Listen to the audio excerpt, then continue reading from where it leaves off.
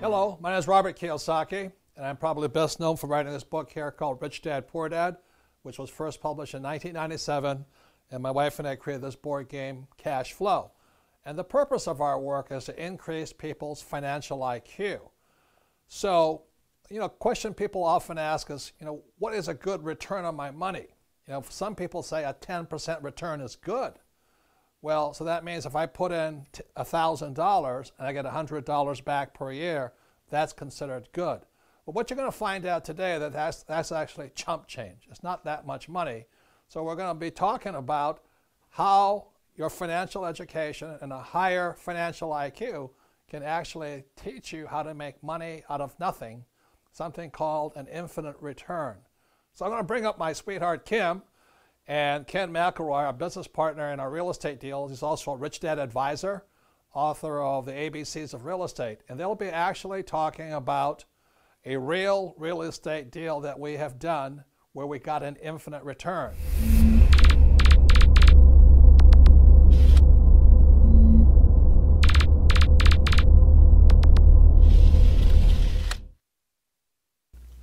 Hi, I'm Kim Kiyosaki, the co-founder of the Rich Dad Company along with my husband Robert, and I'm also the author of Rich Woman. This is a book for women on money and investing because we women need to take care of ourselves financially and be prepared for whatever comes our way. And I'm Ken McElroy, Rich Dad advisor and property investor, and we're going to talk today about principles in this book, which are basically how to buy properties at cash flow and produce infinite returns. And when Ken and I and Robert first met, the reason we got together is because we are so aligned on our philosophy, especially about cash flow. And management. When I read Rich Dad, Poor Dad, I said, this is the only book I've ever read that likes property management. So this is a deal that we've actually done. We did this in 2004 in Tucson, Arizona. These are numbers we're going to show you today that are real, actual numbers. So let's just start off on what this property was. Yeah, what it was is it's a 144 unit property that's located in Tucson, Arizona, and it had 10 acres of land right next door. And so it had the ability to build an additional 100 plus units on it. So that's really why I brought it to you guys and why you ended up investing in it. So the reason I like this deal is because it was 144 units plus land. So we bought the property for $7.1 million and the land for $500,000.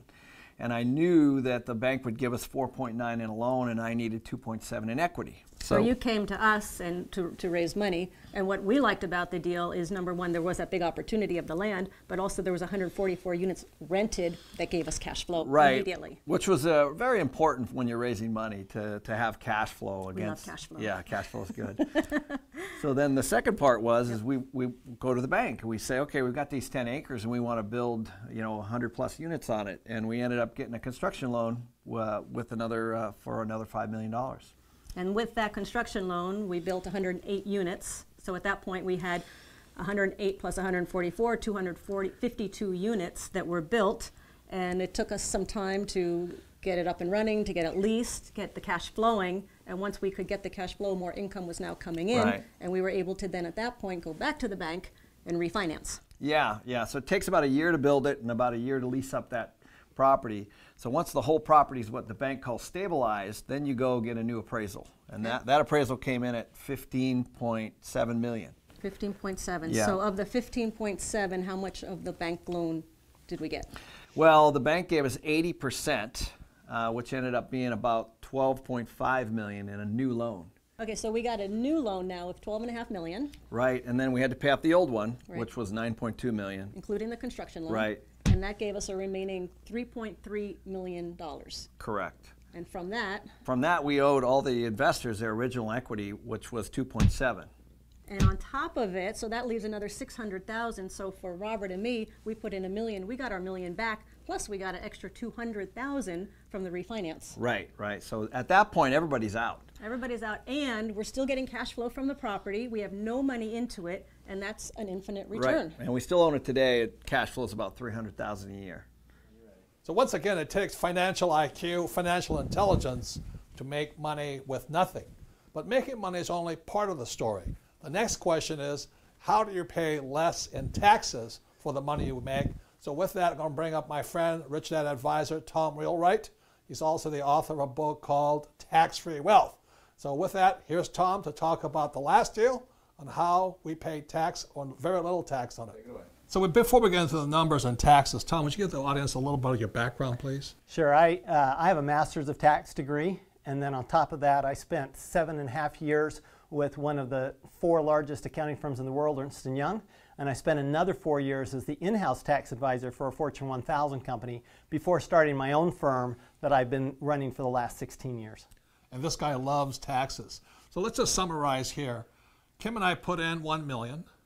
We got $1.2 million back, and every month we get X number of thousands of dollars every month income. So it's an infinite return. But how does that look from a tax side? It's wonderful from a tax side because the cash flow that came back as you were getting the monthly checks, totally tax-free. On top of that, the $1.2 million you got back is also tax-free because that $1.2 million is really debt, and debt isn't taxable. And then on top of that, when you put the money back into a new project, the money from that, the cash flow there, is also tax-free. And in addition, because there's so much tax benefits in these real estate deals, you also got to use tax benefits from the real estate to offset other income, and the government actually wrote you a check. Right. And the thing about it, the government wants you to do this because, number one, we provide housing. Okay? And we use debt because they want us to use debt. They want us to borrow money. That's exactly right. The tax law is merely a series of incentives for real estate investors, other investors, and business owners. And so the government wants the private people, private investors, to do their work for them, basically. They want to make sure they provide housing, provide jobs, provide commercial buildings, produce oil. Food. And all of this is done through provisions in the tax law to provide incentives to people who put their money in that and risk their money, really, in order to do that. The great thing is, in these deals, is that that money is risked for a very short period of time, then it comes back and you're back to an infinite return. So the last thing is, people oftentimes say, well, you only do that in America. Is that true? What's great, and in my book, Tax-Free Wealth, I talk about how this applies to every country. There are lots of countries that have these exact same provisions, and the tax law in every country is really just a series of incentive plans. That's all it is. So with that, that's all part of financial IQ, is how do you make money and how do you minimize taxes legally.